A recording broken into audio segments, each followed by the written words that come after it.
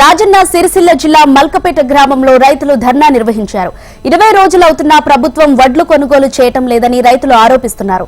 అకాల వర్షానికి ధాన్యం తడిసి ముద్దవుతుందని అన్నదాతలు ఆగ్రహం వ్యక్తం చేస్తున్నారు.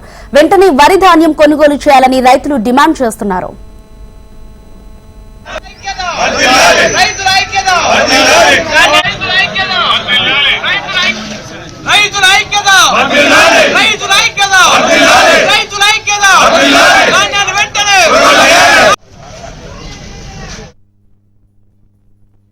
రైతుల వడ్లను వెంటనే కొనుగోలు చేయాలని మల్కపేట రైతు మొత్తం కూడా ఇక్కడ బస్టాండ్లో కూర్చోవడం జరిగింది. అలాగే ఇప్పటికీ 2 నెలలు అవుతుంది, అయినా కానీ వడ్లు కొనుగోలు చేయడం నిజంగా ఎంత దుర్భాగ్యం అంటే ఈ రైతులను పట్టించుకున్న పాపన ఏ ఒక్క ప్రభుత్వ అధికారి కూడా లేడు, ఏ ఒక్క మిల్లర్ కూడా లేడు.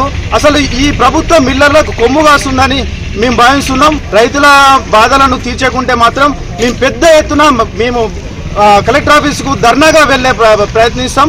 వెంటనే అధికారులు కానీ, చైర్మన్ కానీ, మిల్లర్లు కానీ ప్రభుత్వం వెంటనే దీనిపై స్పందించి రైతుల వడ్లను కొనుగోలు చేసి వెంటనే లారీలో పంపించి కొనుగోలు, లేదంటే వర్షాకాలం వచ్చే సూచన ఉన్నది. ఆల్రెడీ ఇంకొక 15 రోజులు అయితే వర్షాలు స్టార్ట్ అవుతాయి.